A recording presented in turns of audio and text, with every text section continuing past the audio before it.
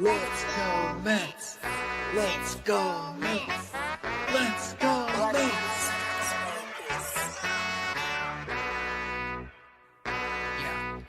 Yeah. You gotta believe and invest with your heart. Orange and blue till Mets do us part. Spring training, oh yes, it's the start. City Field gritty till Mets do us part. Hit home runs and knock it out the park. Big Apple till Mets do us part. You gotta believe and invest with your heart. Listen to the show till Mets do us part. John from Brooklyn, KB reps NJ. We're the other team, I don't care what your friends say. Mets fans, we focus like a sensei. Listen to the podcast Monday, Wednesday. Made a couple bad plays, but we still won. Character, yup, we're gonna build some. Are you gonna check the pod? It's real fun. Just like Mookie, I will, son. So invest with your heart. Orange and blue till Mets do us part. Spring training, oh yes, it's the start. City Field gritty till Mets do us part. Hit home runs and knock it out the park. Big Apple till Mets do us part. You gotta believe and invest with your heart. Listen to the show. Available now on all streaming platforms. If you love the New York Mets, check out Till Mets Do Us Part. Enough rapping. Let's get to yapping.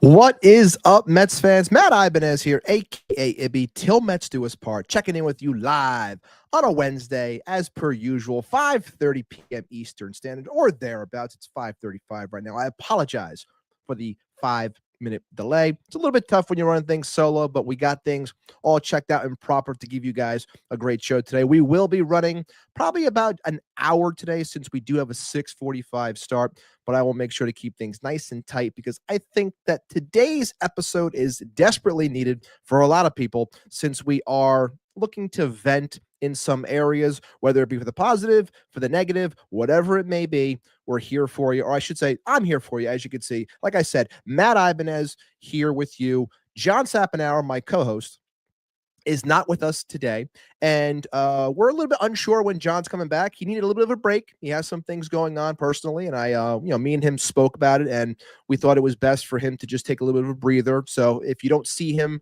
obviously you don't see him this week. If you don't see him the coming weeks, it's nothing too crazy. He's okay.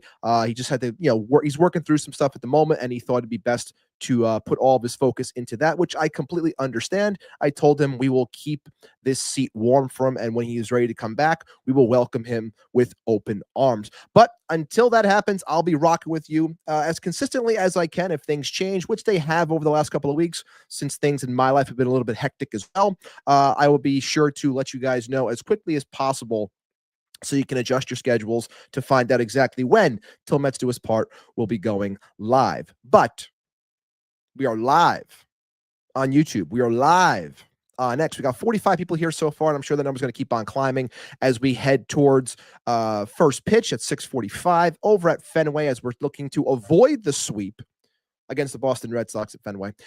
So a lot of things to get into, which I will. I'm going to shout out the chat in a moment. But again, live on YouTube, if you are here in the chat, make sure you like the video, subscribe to the channel, join us in the chat. I want to hear from you. As always, super chats are available as well. If you would like to make sure that your question, no matter what, gets read, I will do my best to navigate the chat, since when I'm by myself, it's a little bit difficult to do that because there's a lot going on. You guys have your side conversations, but I will do my best to make sure I get anything and everything that people are saying that are pertinent to the conversation. And I want to make sure that I do get a good portion of the chat's thoughts on the things that we're going to be covering today, mainly that being what's been a constant topic on this show the last 3 weeks now, which is runners in scoring position, which is a huge bugaboo for this team at the moment. But of course, we have to, as much as it pains me, we have to speak on Juan Soto, the rumors, the nonsense, putting things to bed.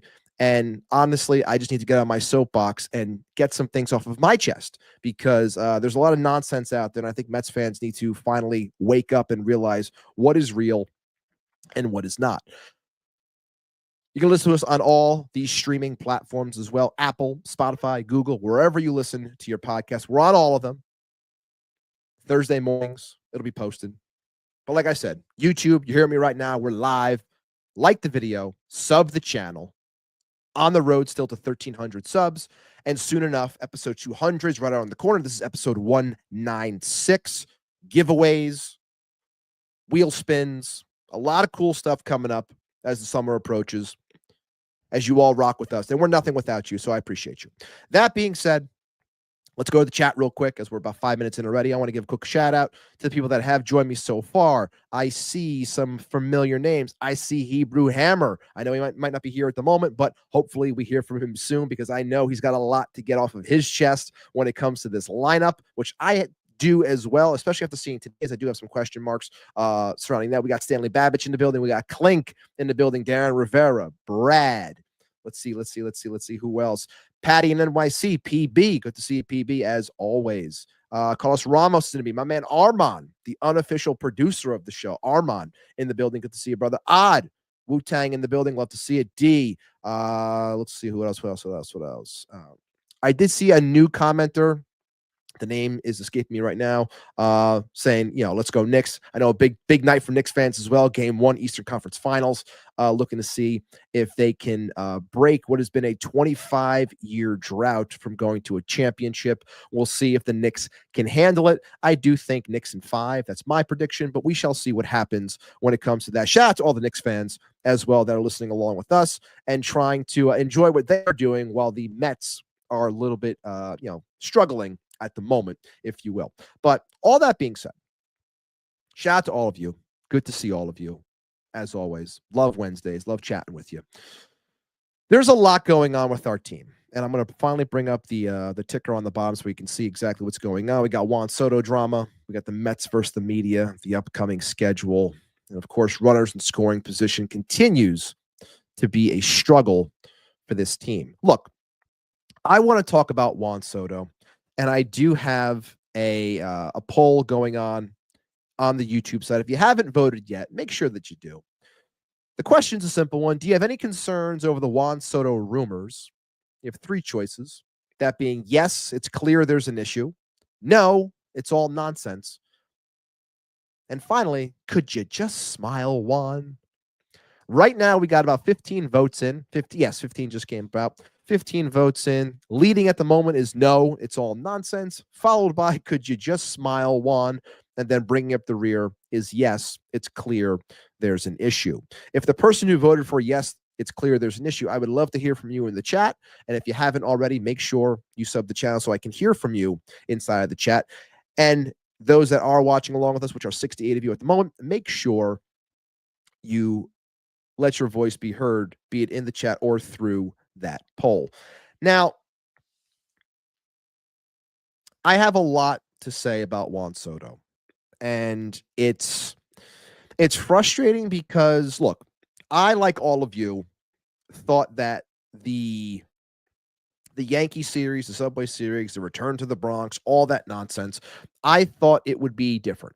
Mets lost 2 out of 3. They got waxed, if we're being honest. They narrowly escaped with the win on the Saturday. It was great to see Edwin look sharp, strikeout Judge at the end. They lose the series 2-1, and the offense continues to struggle in general. We'll talk more about the runners in scoring position in the second half of the show here, but it just, to me, there's a lot that was wrong with the series, about the team in general. But when it comes to Soto, everything that's said after the fact now, I want to say this to Mets fans, okay? We need to understand where information is coming from. And if we're not paying attention to where information is coming from, we are just running with things because we want to be upset and we want the negativity to bleed through, to permeate through what a lot of Mets fans feel are the scars of being a Mets fan, and allowing those things that are said to be the truths when a lot of them are nonsense. Look at the people that are saying these things. Everything has been Yankees driven, Yankee shill driven, Yankee writer driven, Michael K's of the world, Bob Clappish's of the world. We're running with this nonsense when not a single Met beat reporter, not a single Met related person really did anything along these lines. And we're thinking that the things that are being said are true and proper, and it's not right. It's beyond frustrating that you would think, and I posted a video on our TikTok, and if you saw the TikTok, I apologize for repeating myself. But if you look at or watch what I had said, I posted it on Monday. right after the fact. No less than 24 hours, no more than 24 hours after the fact that the Mets got waxed. Like I said, 2-1. They got destroyed on Sunday night. They fell apart late. It was ugly. The Alonso throw, the Soto non-hustle thing, like all of it. Like it's. I don't think it should be as much of an issue as it is, but it's going to continue to, clearly Juan Soto has put this team into a blender, that being the Yankees, because they still can't get over them, even though they say that they did. And I just find it odd that we watched a series where the players that they obtained post Juan Soto, using that money on that they would have went to Soto on other players, are the reasons why they won that series. You would think that people would be able to let things go and just, let it rest, and you did what you did, and we're the Yanks and this and that. Like, you think that'd be enough, but it continues to be driven by Juan Soto. Michael Kay looks more and more ridiculous with his obsession, with everything being said. And now it's like, oh, he wants to still be a Yankee, still wants to be this. Like, you guys got to let it go. Like, there is no point anymore into doing this. The guy's gone. It's over. Like, I've seen so many great things said over the last week when it came to all of this, whether it was Jared Carabas over at Baseball is Dead, shout out to them, where it's, the Yankees fell in love with a stripper. Like, you went into the club. Oh, we really had a connection. I thought it was great. And then, you leave and it's like, no, man, it's a stripper. Like 10 months, like, let it go. Like, it wasn't real. Like, just let it go. And then, of course, I saw another one where it's like, Mets fans had Jacob deGrom for a near decade. He left. We were upset for the one day, and then we wished him well, and then we moved on. And it's like, we still show the guy respect and this and that. And I know people say, well, if it was in division, you would feel differently. And I was like, I don't know if I would. Like, the guy got his money. Good for him. I love Jake, but he left, and I thought he was going to be a Met for life. Like, there's a difference here, and I don't understand the upset nature and the negativity around everything, and the doubling down now on this witch hunt of attacking a player. Like, I don't get it. Now people were attacking the mother yesterday about these rumors about, oh, she was getting clothes, and that's why she told Juan Soto to sign with the Mets, and it's like he's being held hostage. Like, all this nonsense, to the point where Jeff Passan, who has nothing to do with rumor, had to come out and say something about, what Carl Ravitch said on the broadcast about, oh my God, he's got his own private plane, doesn't even fly with the team. Like, that's a lie. That is a lie. Further proving my point that I said 2 weeks ago on this show, where I said they don't want good. They don't want good and good when it comes to New York. They want good and bad. They want king and jester. They want all of that. So it allows them to have both sides of a story when it comes to what they print or what they want you to click. Yankees being good, Mets being bad. The good show versus the circus. Like, I should say Broadway versus the circus. Like, that's what they want. And we as fans cannot buy into this. Stop giving them what they want. Stop listening to nonsense, and stop getting into the muck, at the bottom of the barrel with people like this. Like, don't give them what they want. It's all rage bait. Don't give them what they want. Don't feed it. Listen to the people that know what's going on. Listen to the people that actually watch this team and can see what's going on. Other questions about some things. If you're upset about the hustle, like, I'm not really upset about it. Not to the point that a lot of people are. I like check swing. Maybe he didn't think that it was anything. He wasn't sure that it was fair or whatever. Like, don't really care about that. The one off the wall also in Boston about the single and watching it. Should he have watched it? Probably not. Would he have gotten a double? I don't know if he would have, especially off the wall and his speed. Don't know if he would have gotten it. But you also don't pay Juan Soto to, get hustle doubles. Like, I know we want them, but we basically pay the guy to, take a trip around the bases. Like, that's what you want. That's what you paid for, and a great hitter. But do I want to see hustle? Of course I want to see hustle. It's unfortunate the way that it happened, and I think that people are just using all the stories on top of the non-hustle to make it an even bigger story because of the contract and all that, that comes with it. But, I'm sorry that I'm on this soapbox, but I just feel that a lot of this stuff is nonsense. And I'm going to go over into the comments right now just to and again, I'm speaking at this level because I think people should be a lot more level-headed with a lot of this nonsense. And So I'm going to scroll up in the chat. I see a lot of talking is going on, and see what the conversation is. Because like I said, it's tough to navigate when you're solo.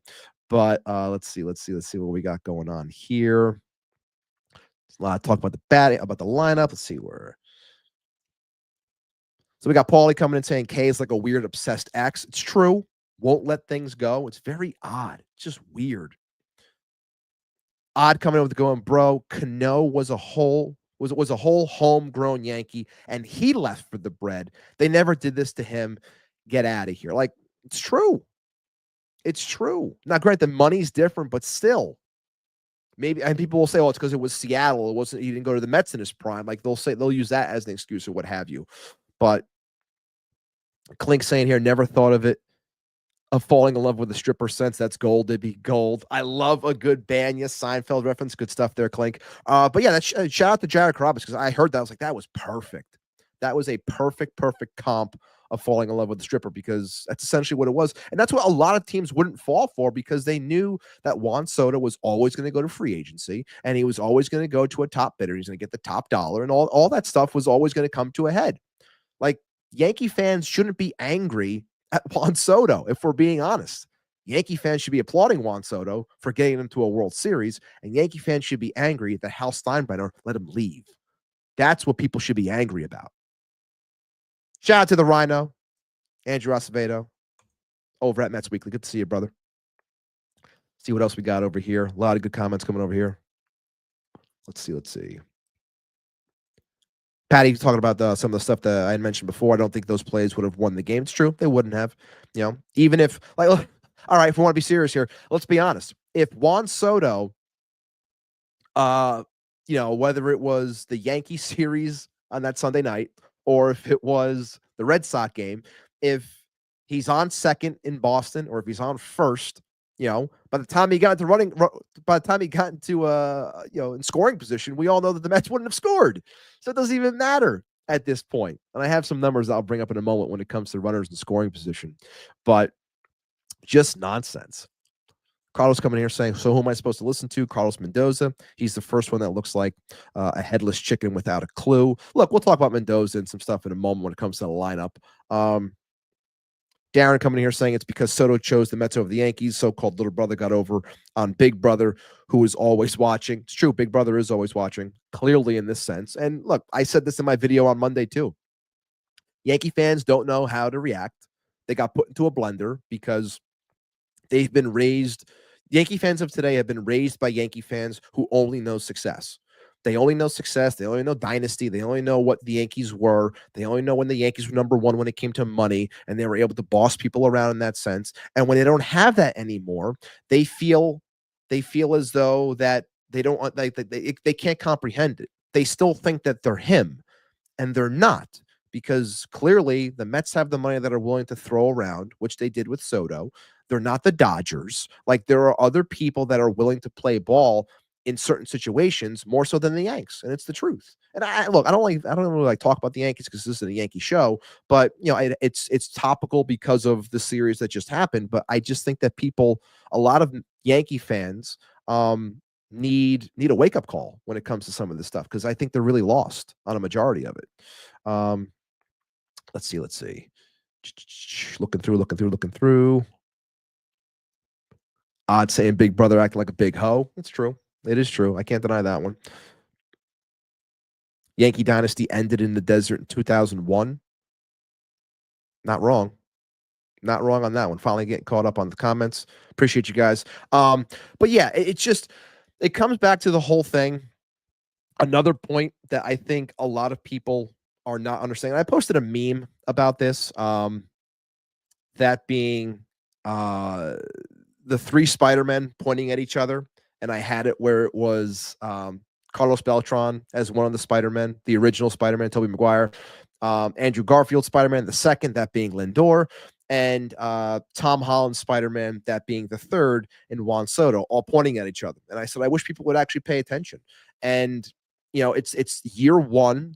It's always a tough adjustment period coming to the Mets. And this is the reason why. Because and people are confused because they're like, well, when you have Beltran coming from, Kansas City / Houston, and you had Lindor coming from Cleveland, it's a culture shock because New York is different than those two places. You're not wrong in that sense, but there is a difference between Yankees and Mets, even though it's still New York, and Soto thrived in New York, and it's not just Aaron Judge. It's not. It's the fact of how you are covered and what is expected of you in those spots. Okay. Going to the Yankees, he goes there as the 2 because it's Judge's team, sure, and he gets to, get the numbers that he does in a smaller park and what have you. But when it comes to the Mets, you're facing a different type of media. You're facing the opposite side. And when he was with the Yankees, he went through dry spells where he didn't have success. September of last year, he didn't do well for the Yankees. He went through a drought in terms of offense. So, but you never heard about it because the Yankees are covered differently. Okay. And he wasn't making the money that he's making now. And he didn't have those expectations because he's making the richest contract in North American sports history. Like, you're covered differently. All players are when it comes to the Mets. But the same things that you saw happen with Francisco Lindor, who, when he signed here, biggest contract for a shortstop, year 1, eaten alive, attacked by the media, often questioned, as I put as a joke in the poll question on the YouTube side, which, again, if you haven't already, make sure you throw in a vote, like the video, subscribe to the channel. Would love to have you being a part of this Til Mets Do Us Part community. But I put it in there for the smile because when you think back to year 1, Francisco Lindor coming from Cleveland, Mr. Smile. Did Francisco Lindor smile a lot that first year? Not really. Adjustment period. Did Carlos Beltran, his first year here, was he smiling a lot? No. Carlos Beltran, and who I love, and I've opined about Beltran on this show countless times. Carlos Beltran and Juan Soto, to this point right now, have so much in common, more so than even I thought when I was saying this about Lindor being compared to Carlos Beltran, 4 years ago. I see both of those players as guys that are very much into their routines and going about their work, and people don't understand that because they want more openness. They want all this. And I think you'll see more from Soto in time.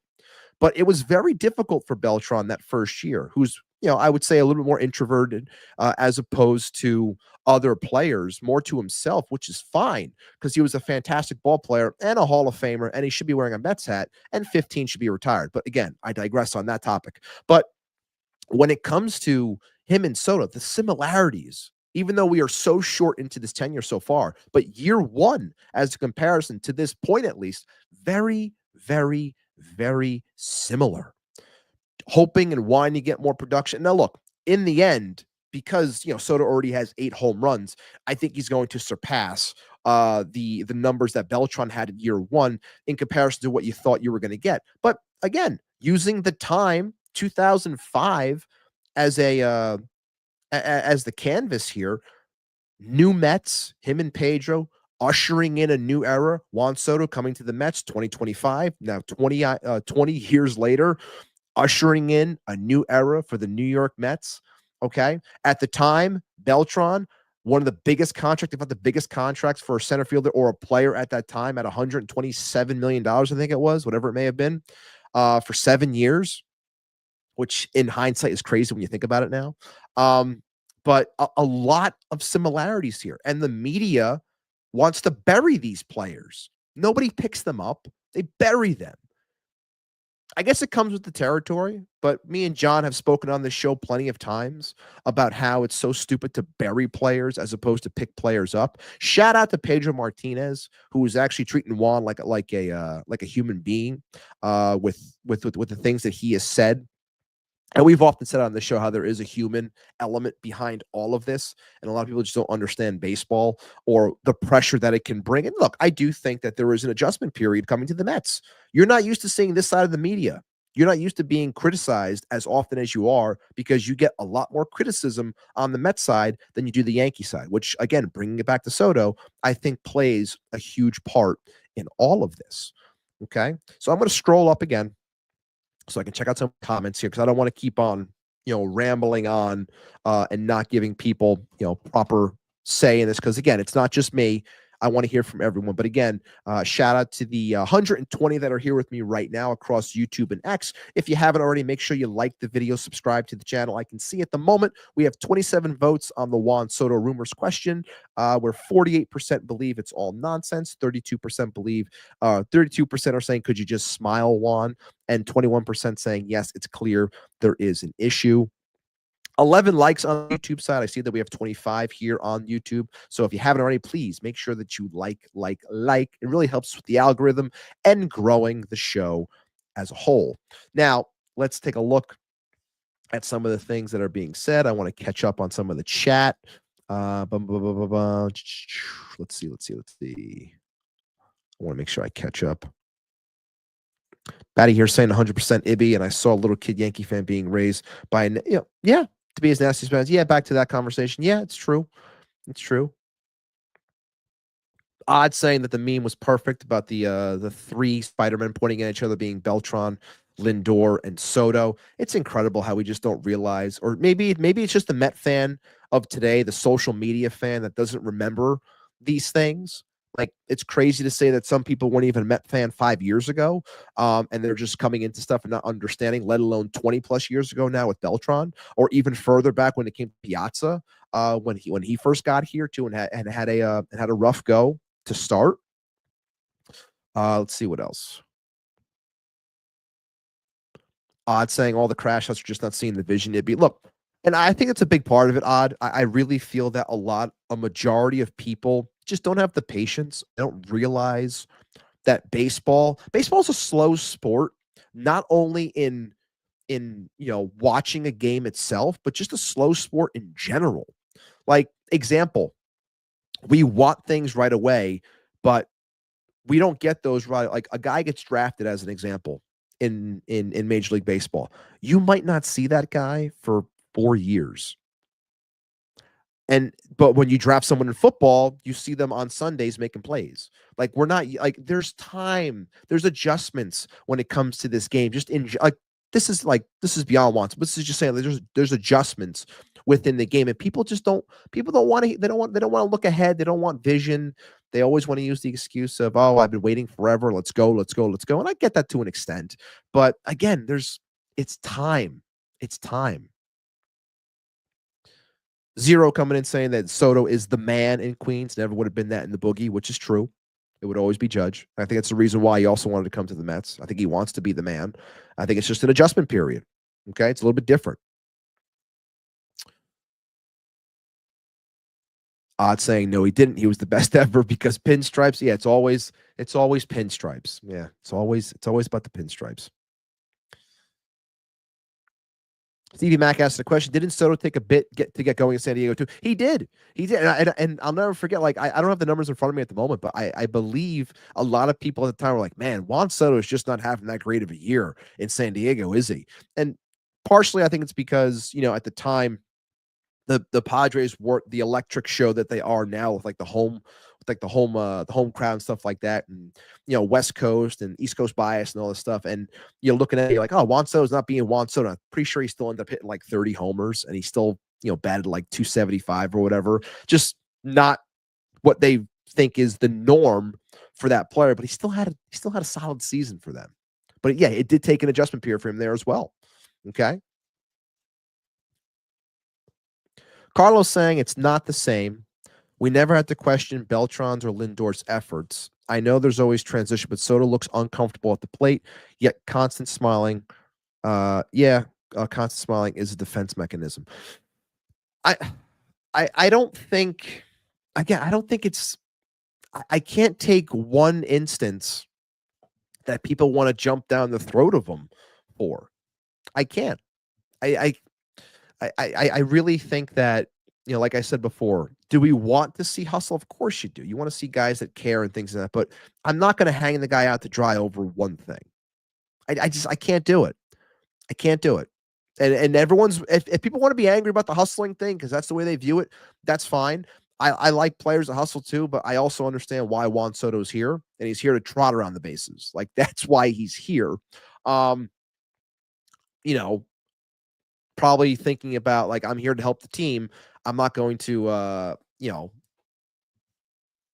sprint for that double when I know I'm going to get thrown out and pull a hammy. Like, I want hustle. I don't want to make it seem like I don't want hustle, but I'm not going to kill him over that because I think it's too much to kill him over that. Like I said, I feel that there's a lot of anger about other things that people are seeing to this point because it's not going the way that they thought it would start, and they're using the hustle as a way of, you know, letting that anger and rage out, and they want to vent through that. I'm not saying that's you, Carlos, but I'm not saying that's you. But if you want to be angry about the hustle, I'm not going to fault you for it. I'm just saying that I'm not going to kill him for that. If others want to, be my guest. But I'm not going to kill him over it. Zero Cool saying in 23 said it was bad the first 2 months. Again, the numbers he's putting up too aren't bad at all. They're not bad, you know. GSD coming in saying it's the same plan from the media for engagement. It's true. It's true. WFAN, ESPN, everyone ran with it just because it's the easy thing to do. It's the easy way out to attack the Mets. It always is. Yeah, this is the going to from Odd coming in saying there were people literally a year ago from today thinking Lindor should give up batting left-handed. How quickly things have changed. Sometimes I know social media pushes people to put their opinions out there, and everyone thinks that their opinion needs to be heard. Spoiler, it doesn't. That includes me. It doesn't. Oh, man. I agree, Zero. Beltran does belong in Cooperstown. So who does he choke in the dugout to complete the Lindor cycle? Ooh, that's a good one. Who would he choke at this point? I don't even know. Man. Probably McNeil. It's got to be the same guy. It's got to be McNeil again. Oh, man. Too funny. That's a good one. It's a good one. Carlos coming in saying the no shuffle is a bigger issue than some say. It's part of the aura, the mojo. Look at the swings. He looks lifeless at the plate. Look, I'm glad you used that word lifeless because I think that goes, hand in hand with a lot of the vibes for this team at the moment. And I just think that the feel of everything is just off. And whenever a team is not hitting, any team, especially when it comes to the Mets, because it feels like these things like stack on top of each other, or it's everybody who's cold at once. Whenever you're not hitting in the game of baseball, which is built on hitting a baseball, everything looks awful. Everything. And if you want to say he hasn't gotten off to the best of starts and he hasn't looked good from day one, like I can understand it because look, I talked about this 2 weeks ago. I want to see the shuffle. I want to see the confidence. But I've also said before that I just think that some guys take longer than others to readjust. And I do think that the money to an extent is weighing on him to be something that maybe he feels he needs to be. Like the business like nature. It's again, I know you said you didn't want to compare it to Beltran and it wasn't proper, but to me, when I think back to Beltran, in those first couple of years, but mainly that 2005 season, I think back to that and how he operated, and it was very serious and stoic. And it was like, I get paid this amount of money, I have to do this, I have to be a power hitter, I have to do this, this, and this. And when those things didn't happen, like it just added to the media's vitriol towards him and how they treated him and what they expected. And I think the same thing's happening here at Juan to a point where he has high expectations of himself. Like everyone says how much of a hard worker he is. Everyone says how much of a student of the game he is. And I think he's just not doing what he feels he should be doing because he also knows he's making $120 million this year. Between the signing bonus and the yearly, he's making $120 million. Would you be smiling if you were making that money and putting up the numbers he has so far? Probably not, because he knows he can do better. It also doesn't help, and I know people hate this argument, but it doesn't help that he's like top 7 in baseball. Maybe it was top 5 in baseball when it comes to hard hit balls over 100. And if you look at that list, I know people don't want to hear it, but when you look at that list, in comparison to Soto's numbers, the rest of the people on there, especially the ones that are below him, they're having MVP-like seasons to this point. So it shows that also there's a lot of unlucky nature coming when it comes to Juan Soto's results this point. I see Corbin Carroll on that list. I see Fernando Tatis Jr. on that list. I see a lot of big names that are having great years that haven't hit the ball as hard as Soto, yet they're putting up MVP-like numbers, and a lot of his are not there. They're falling into the glove. That's going to change. His BABIP's going to get a lot better. He's not going to keep on batting a $190 with batting average with balls in play. It's going to change. Okay, which is why I'm not going to kill the guy. I won't. Okay, but I do think that there are similarities. Agree to disagree if you'd like. That's fine. It's no beef there, Carlos. But that's kind of how I'm looking at it. Sorry for a little scatterbrain. I'm just trying to keep up with everybody. 119 over 7. Thank you, Zero. When it came to the Beltran contract, I appreciate that. Brad saying Lindor was smiling when he was slapping McNeil. Oh man, looking through. Trying to keep up. Black Banner 416 coming in. I have faith in Soto that he will hit a stride, but what I can't abide is the lack of accountability. Don't tell me you hustle. I saw the game. You did not, sir, and you haven't been. I thought that was wrong. I can agree with that one, Black Banner. I can definitely agree with him saying that I hustled, especially after the ball off of the wall. It's like, you didn't, you watched it. It's okay. Like that's a moment where I would say, look, I got caught watching the ball, thought it was gone, wasn't, got a bad read. I didn't hustle out of the box on that one. I thought I had it. That's fine. Like that's owning up and saying something. So that one, yes, I had an issue when he said that, because it's like, dude, we saw it. It's okay. Just let it go. Plenty of players before him have done something like that. Yes, they got killed for it too, for a random play, in May. Just don't make it the norm. That's all. But like, he should have owned up to that one. I agree 1000% on that. Okay.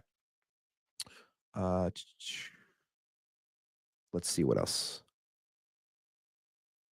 Game for War coming in. Soto doesn't have issues. His issues are that his teammates can't get hits to score runs. They can't stop swinging at sliders away and don't swing at fastballs down the middle, plus having a moron manager. Look, I'll save thoughts on Mendoza. We'll see if we can get into it, but I do want to keep the show moving along. But looking at this and seeing how, he's not wrong where he says that others aren't, doing what they're supposed to do. Shout out to Keith over at Shea & Sons, who posted a fantastic graphic today on Twitter this morning, talking about how the team has performed since May 12th. And it's not good. It's a lot of red. Lindor, Alonso, Nimmo, Soto. Averages 167 for the first three. Soto batting 217. The OBPs for those players also very down. 257 for Lindor, 212 for Alonso, 219 for Nimmo. To Game for War's point, Juan Soto's on base in that time frame, 419.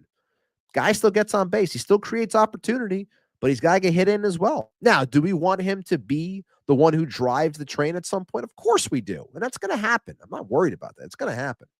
But, the other stats surrounding Soto are not good. The 217 average since May 12th, the 217 slug, like not pretty, not good. The most consistent in this time frame, everyone's favorite, Jeff McNeil. He's walking at the highest clip, even higher than Soto. 39 for McNeil, 25 to Soto.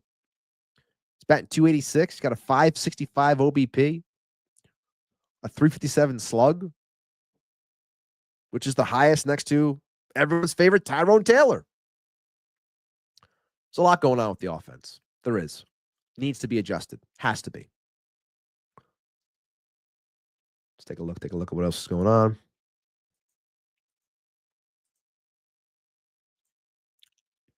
Danger Zone coming in. Multi-hit games. Pete 17, Lindor 13, Soto 5. Let's just say, thankfully, Pete has been A-rated, and honestly, people hope Soto stays like this because will be a nightmare for them if he heats up. Yes, of course, people want that. It's crazy to think that the Mets are where they are right now, and the offense still has not hit its stride, which is crazy to say. The offense and the numbers the offense has put up as a whole is solely driven by the hot starts of Lindor and Alonso, for sure. Other things add up, absolutely. But those two are the driving force to the offense, which happened because of the presence of Soto. In due time, Soto will also provide. Armand coming on a good stat in 2022 when Soto was traded in 52 games with the Pods. He had 228 plate appearances, 182 at bats, 236 batting average, 6 home runs, 16 RBIs. His total for 2022 was 242, 27, 62. Not ideal. And I think he will surpass those numbers here. I do. Oh, good one. Aaron coming in with the comment of the day so far. Soto would choke out Chavez. Perfect. That's who we would choke out. Very good. Shout out to you. Is this if this is your first time here, Aaron? Because I don't remember this icon unless it's changed. Shout out to you, man. Welcome to the show. And if you have been here before, I apologize. Big ups to the 151 people that are here so far. Make sure you like the video, subscribe to the channel. Looking over on the YouTube side, I see that we have 27 people here, 14 likes, 6:14. We're going to get out of here shortly before the half hour before first pitch over at Fenway, 6:45. Mets looking to avoid the sweep against Garrett Crochet. Going to be a tough one. Makeshift lineup. We'll talk about it shortly. But all in all, I'm going to get back to the comments in a moment, but I do want to hit the break point so we can get some ad reads in and sprinkle in some stuff from the audio side. Stay with me. It's a 30-second break. This is Til Mets Do Us Part, Wednesday, 5:30 p.m. Eastern, 6:15 at the moment. I'll be back in about 30 seconds. Don't go anywhere. I'll be right back.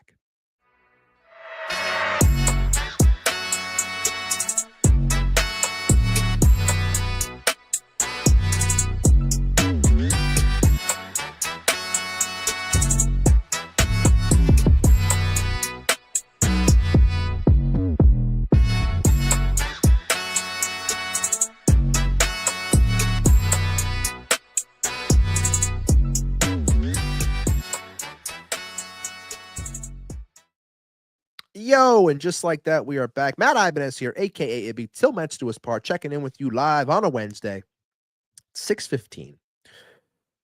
A lot to still get into. We're going to do it timely within the next 20 minutes.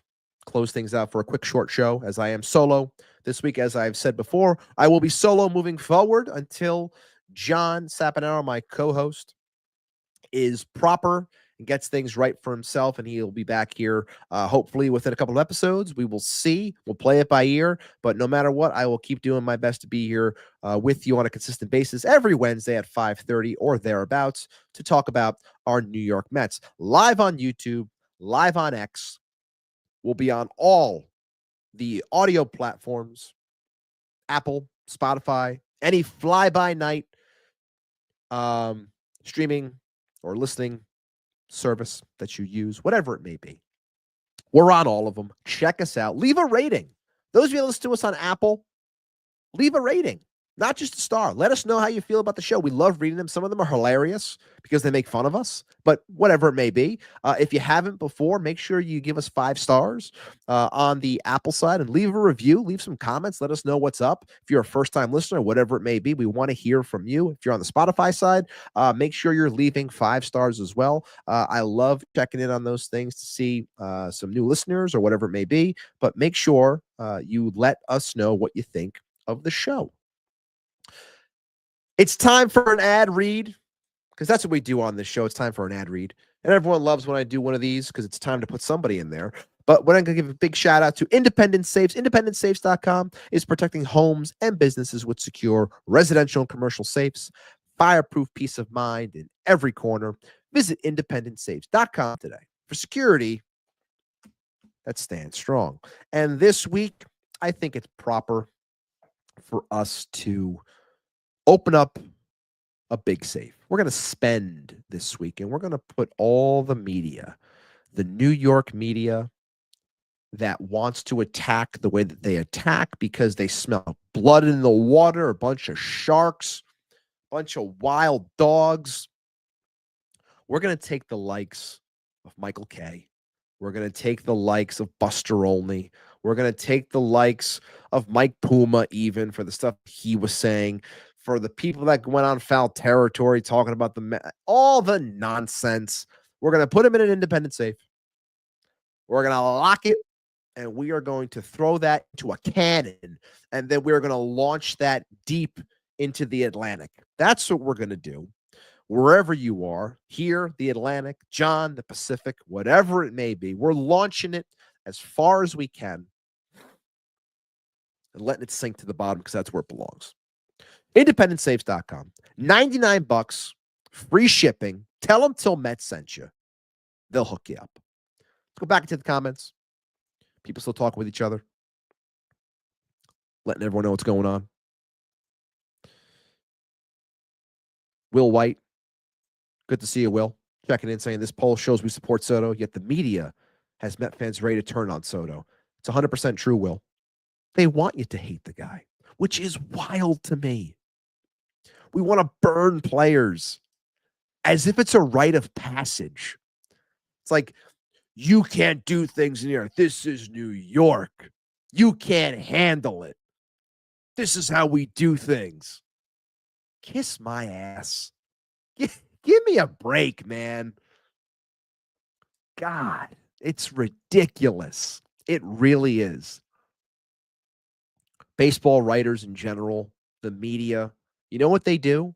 They make it about themselves. They look in the mirror and they're like, you know what? This is about me. It's always been about me. I'm going to make it about me. We're going to put this guy down. That's why we say there's only so few and far people that we trust when it comes to things. And for me, it's three people. It's Passan, it's Rosenthal, and it's Will Salmon. That's it. That's all I listen to. That's all I believe. That's it. Granted, I wasn't a big fan of some of the stuff that Rosenthal said on foul territory this week when it came to Soto. Some was okay. Some was like, eh. But again, Passan, Rosenthal for the most part, and Will Salmon. That's it. If you're not hearing from that, pay it no mind. Pay it no mind. Because those people are doing whatever they can to reach the status of those that we are looking for. They're trying to reach that status, but they can't because they lie and they feed bullshit. That's why they'll never be there. That's the truth. Darren coming in saying the thing that is killing the Mets is that since Lindor and Alonso cooled off, no one else has picked up their game. They didn't look good against the Pirates offensively and defensively. Look, all in all, I think we're really seeing that the first, handful of games, majority of May, Soto and Alonso doing all the heavy. Lindor and Alonso doing all the heavy lifting. And now they finally go cold. It was inevitable. It was always going to happen. It just, no one else turned it around to this point, which goes to show you how much carrying they were really doing. Got to turn it around. Shout out to the 150 here. Again, 27 on the YouTube side. Sorry, 19 on the YouTube side now. 16 likes. If you haven't, make sure you like the video. Subscribe to the channel. Would love to hear from all of you. Okay, let's take a look. Black Banner saying, if y'all saw the little dance I do during the break, you'd kick me out of the chat. Hey, I dance to it too. I'm always like, John's always laughing at me because we can see each other on the small screens. But that's cool, man. I wouldn't kick you out. I want you to be dancing. I'm glad people like the song. Shout out to Zeps. Made the song for us. Love it. Ellen K saying how great point about how the Mets are covered differently than the Yanks. Also, to your point, I hadn't realized that Soto had a dry spell in September. Yeah. You know why, Ellen? Because it wasn't spoken about. That's why. Notice how, a big point in the difference here. Ready? Yanks winning ball games, Soto cold. What do you hear about? Yanks winning ball games. Mets winning ball games, Soto cold. What do you hear about? Soto cold. Now, granted, lately, I get it because, the Mets have been very up and down, like a 500 club over the last 20 games. And the offense is like not really gelling. So I get that a little bit more to the extent. But previously, did you really hear about the Mets winning that much? Not really. You kind of heard about all the other echoes, and they were waiting to make things a little bit louder and louder and louder, which now they got because he went 1 for 10 in that Subway Series. And the Mets have been stumbling a little bit, not only offensively, but as a team in general. So there is that difference. Brad, proclamation, Soto or Vientos will go yard tonight. If Vientos goes yard off of Crochet, I will do a backflip. Because right now, with the way this offense is operating, I am worried that Crochet is going to mollywop them, just run through them. I hope I'm wrong. I do. I hope I'm wrong. Hope the offense comes to play. Hope they pack the lunch, man, because Crochet will go out there, fire 7 scoreless, and strike out 12. Like, that's what you're looking at tonight. And I hope I'm wrong. I really hope I'm wrong on that. Checking through the chat again. Looking at some things. Got some Nixon 5 in here. Media's full of arsonists. It's good stuff.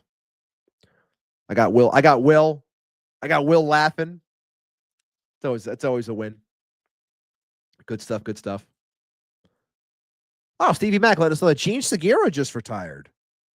Shout out to Captain Gene. Hell of a career. Bounced around a lot. Good ball player. Phillies, Seattle. Good ball player. Shout out to you, Gene. Enjoy retirement. Yes, I have to be. Look, Carlos saying that the heel Ibby comes out when John isn't here. Hey, I got to play the role of 2 people now. I got to play both sides. I can't be a tweener. I can't be the cool heel. It's like 1 minute I got to be the heel, the next minute I got to be the face. It's the way it goes, man. Thank you so much, D. I really appreciate it, man. I really do. Armand saying that Crochet is going to shove tonight. I think he is, man. I really do. I really do. And I hope I'm wrong. I hope you're wrong too. I hope we're wrong collectively. But could be a tough one. But we'll see. We'll see. The runners in scoring position, focus, this team in general, the offensive approach. I don't know about you guys, but like when I watch this team, it's frustrating. It's boring. I've been posting a lot of like funny pictures and memes. Because if you say anything on X, you're just asking for trouble because there's a lot of dumb people out there outside of Queens baseball. Shout out to Queens baseball. But there's a lot of dumb people out there when it comes to the shit that they say. So I try to keep things as simple as I can, and I speak through memes and, keeping it very, close to the vest with who I actually communicate with, because some people are just dumb. But wait a minute. Hebrew. I'll get back to that in a minute. Hebrew coming and say, hey, I fell asleep and missed the beginning, but finally he moves Soto down as per my instructions, but puts Marte in the 2-hole and not Vientos. Unreal. Look, when it comes to that lineup, look, I'm happy because it's crazy because you have it where it sounds like people are talking at both sides of their mouth. It's like, oh my God, change the lineup. And then they change the lineup and everyone's like, no, not like that. But I can admit, like, I saw the change in the lineup. I was like, all right, good. Like, I'm happy you're trying something to shake it up. I don't agree with getting more at bats from Starling Marte. Like, I don't like it. I don't. And hopefully I'm proven wrong. It's a lefty, whatever. But I also think Garrett Crochet can make Starling Marte look ridiculous tonight. I really do. I hope I'm wrong, though. Prove me wrong, and I'll gladly eat the crow. But dropping Soto Alonso, we've spoken before, Hebrew, about why something like that is,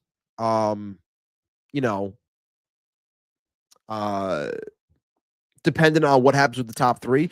It's gone a little bit cold, so now you want to change up. That's fine. When it was working, we said, keep going, ride it.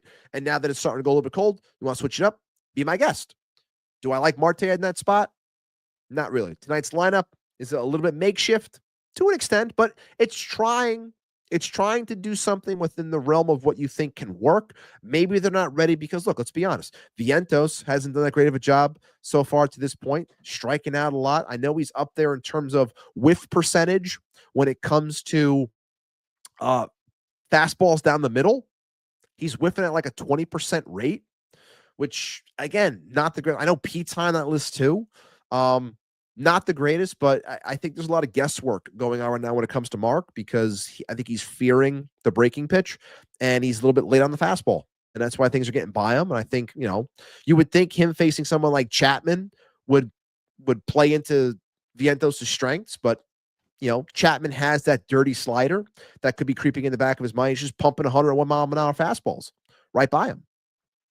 It's unfortunate, but maybe that's why you're not seeing Vientos in a 2-spot right now. I think that's part of it. I think Vientos needs to do a little bit more, like I said, to gain that trust to get more at bats. I think that's where it is right now. I do.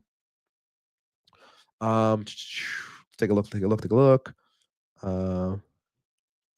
Odd coming in saying shout out to the guys in Clark. If you know, man. The fact that guy, like, I live close to Clark. I don't need to be saying where I live, but I live close to Clark, and the fact that there's an opportunity that I can actually run into that bozo is, that's a thought. But let's just say when I drive through Clark, I drive quickly because I don't want to run into someone like him. But yeah, shout out to him for being just a complete ass. Let's take a look. A lot of Knicks talking here. Shout out to the Knicks again. We'll see if the Knicks can take it and move on to the championship. Very interesting Final Four in the NBA this year. Very interesting. Carlos coming in. Excellent comment. He finally makes a change to betting, but throws a wrench at us as well. Exactly. Oh, there's one thing I did miss. I'm sorry for Danger Zone. I didn't see this pop up or light up, or like I said, I kind of get lost in the solo, but I did get a $1.99 super chat. So shout out to you, Danger. I really, really appreciate the $1.99 super. As always, the supers are live if anyone wants their questions read. Does our batting order change if Soto hits 300? Are you saying just in general, like if he's batting third, like, and it sparks him, does that change the lineup moving forward? I think, yeah. I mean, I think we're just trying to find consistency. You want to find something that unlocks everybody. And, like, I know people don't want to talk about it, but, like, this team goes into these spells where everyone is down and everything is not working. We're pounding the ball into the ground, and we got we have such a high grounded to double play rate within the game that we don't want to blame hitting coaches, and we don't want to blame Eric Chavez or Jeremy Barnes and all this stuff. But again, it's just weird to me. Like, sometimes accountability has to be placed somewhere. And do I think that coaches get an unfair rap a majority of the time because these are grown men playing a sport and they're the ones in the box? Yes, to an extent, I do agree with that. But at the same time, sometimes heads got to roll. And honestly, I felt that Chavez should have been gone after 23, but he stuck around. And it's like, I get that the numbers in general, when you look at them in comparison to the league and to the NL right now, that they're high and they're top 5 across the board and leading in some categories. But again, you got to look at the more recent too, and it's trending down. And I feel like someone needs to be held accountable for that. And I know we can always say it's on the players, it's on the players, it's on the players. And it is. They got to go out there, they got to perform. But at the same time, like, I question the things that are being put into their head. Just like any fan would question when that article came out saying how Lindor was literally asking Chavez, like, hey, man, are you here? Because people need to hear from you. Like, are you doing your job? And then for Chavez to be like, you know what? He was right. Like, the hell we doing, man? Just hanging out, collecting a check? Sitting on a ball bucket, being like, yeah, go ahead. Do what you got to do. Like, don't think. Just go do it. Comes off a little lazy. But again, there's been one constant when you look at this team and the dry spells that they've gone on as a overarching view. This team's long running dry spells across the entire 1 through 9 over the last 4 years. There's one constant, It's Eric Chavez and Jeremy Barnes. But it's Chavez. He's the constant. At some point, I think that someone needs to be held accountable. Whether it's proper to do that to a hitting coach, I know, but again, it's the easiest scapegoat, and it's also the easiest thing to remove a talking point. I'm not advocating for a man to lose his job. I'm just saying I'm confused. Because again, results matter. They do. Not getting them. Not getting them. Things will turn for the offense. I know it will. But again, I often am curious if a new voice got in there, how things could potentially change. I'd be lying if I said that didn't, cross my mind. But again, shout out to you, Danger Zone. I appreciate the 199 super. Means a lot. Again, anyone who ever sends a super means the world to me.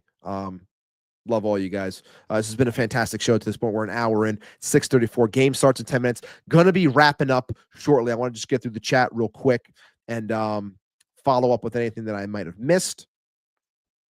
Take a look. Again, more Knicks talk. Love to see it. It's awesome.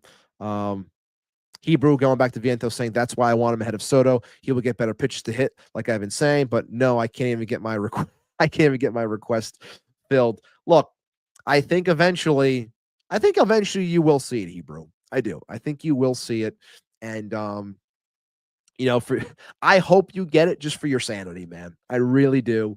Because you've been consistent. You have been consistent about the entire thing, about him getting fed fastballs, and maybe that's what needs to happen. Maybe they will eventually hear you. Maybe they will. Like I said, for your sanity, I hope they do. Clink, I did not see this because as excited as I am, because I do subscribe to The Athletic, whenever I see like predictions articles put out, the second I click on them thinking I'm going to be getting somebody good, I notice that it's a Jim Bowden article and I just automatically X out of it. So, yeah, I don't, not a fan of that. And I honestly don't think Edwin will opt out because I think he realizes he's not going to get more money. And I think people are going to say he's a little bit older. There's the up and down nature of him when it comes to his pitching and the inconsistencies at times when it comes to his mechanics. And I don't think people are going to pay him more money than what he's making. So I have a hard time seeing him opt out. I really do. Players often opt out when they know they're going to make more money. And I don't think in today's sport, relievers are going to get more money than what Edwin got when he signed that deal. They go more the Stearns route. And now that Stearns is here, if he chooses to opt out, well, then you can say goodbye to Edwin Diaz because he'll say, I'll find another closer, which I believe he would if that ended up being the case. But I don't think he's going to opt out. I really don't. Let's take a look.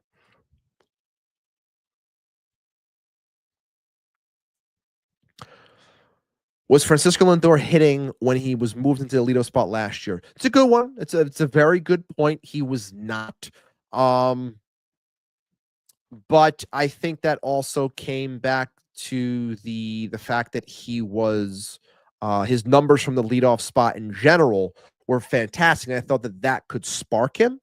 Now, look, I know Vientos probably has solid numbers from the 2-hole last year. And like I said, I could see it happening because if it starts today where they put Marte in, I think that this could be the potential wheel being turned, if you will, towards trying different people in different spots, mainly that 2-hole if they want to give some run to the idea of Soto being third and Alonso being fourth. We will see. But that is a good shout out by you. That is true. Lindor was not hitting when he was moved to the 1 spot. And yes, Chavez is a bum. No Carson today. He would love all the Chavez hit that's going on right now. Carlos Beltran hitting coach. I don't think he wants that, but I just love that Carlos is within the franchise and working with us. Take a look. D's being constant when it comes to the Knicks. Dante and Anthony. Danette. I'm sorry if I'm saying that wrong. I see a rainbow cookie. That makes me happy instead. Always love a good rainbow cookie. But game's gonna be starting in 7 minutes. I'm finishing up these comments and then we'll get out of here. Zero Cool saying if the Mets even had a slightly above average lineup, they would win the World Series this year. It's a tragedy this lineup is at least 5 automatic outs in it every day. I think changes are coming. I know there's talk about Ronnie Mauricio coming up. I think there's still some time on that. I don't want to dive too deep into that. I think you got a better shot at seeing Drew Gilbert up here before you see Ronnie Mauricio. That's my opinion at the moment, at least. I think they're going to be careful with Ronnie. He's going to be here at some point. What is it? It's May, maybe the end of June, maybe another month. I think they want to see more because he flashes. He's hot right now. Last thing they want is for him to come up and then go cold and then not play every day and things like that. So I think we'll see Ronnie. I don't think we're going to see him yet. Let's take a look. What does Chavez even do? He cashes checks, man. And he does inspirational quotes on Instagram. If you follow him. Chavi. Take a look.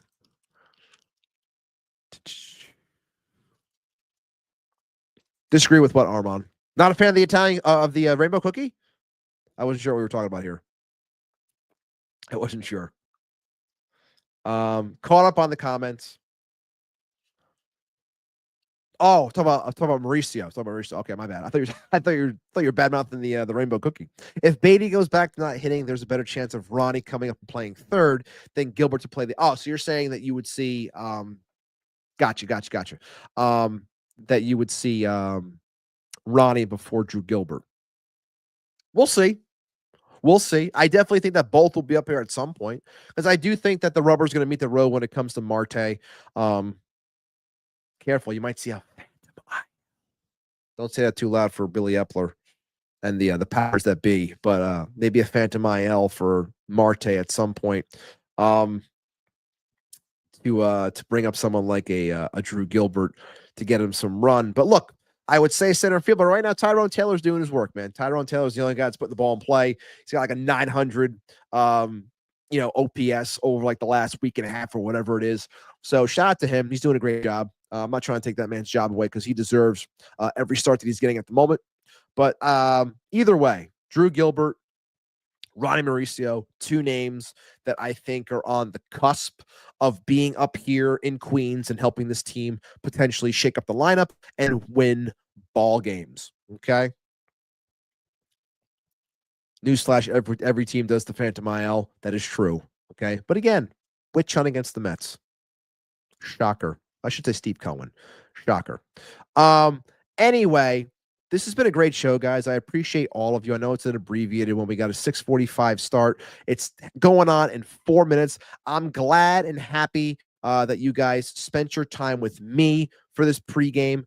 Shout out to all of you. I appreciate the $199 super that came in from Danger Zone. Thank you so much, man. I appreciate it. Let's try to win a ball game tonight. If you haven't, make sure you like the video, subscribe to the channel. Thank you for all the votes on the Juan Soto nonsense. Thank you for indulging me on my soapbox as I went on my rant to start the show. Final tally, 38 votes. Do any of you have concerns over Juan Soto's rumors? Yes, it's clear there's an issue. Only 26% on that. Could you just smile, Juan? Also 26%. And the right choice, no. It's all nonsense, which is the proper choice, winning out at 47%. Hey, guys, look, I'll be back with you next week. Keep an eye on the YouTube Shorts. I'll cut some stuff up from the show. Keep an eye out on our TikTok. If you haven't already, make sure you follow us on all the platforms. I keep on updating things daily. Appreciate you. We're closing in on 900 followers on TikTok, on the road to 1,000, closing in on 1,300 subs here on YouTube. Again, would be nothing without you. Remember, follow us on all the socials. Make sure to like the video, subscribe to the channel. Let's go, Mets. Audio is going to drop in the morning. Apple, Spotify, any fly-by night, whatever you listen on, we will be there. Make sure you leave a review, leave the 5 stars as well. I'm Matt Ibanez, a.k.a. Ibby. I appreciate all of you. Thank you for hanging out with me. Thank you for allowing me to be your pregame. Let's get a win. Let's not have Garrett Crochet shove tonight. Let's get a W. Let's go, Mets, guys. I'll see you next week. Have a good one.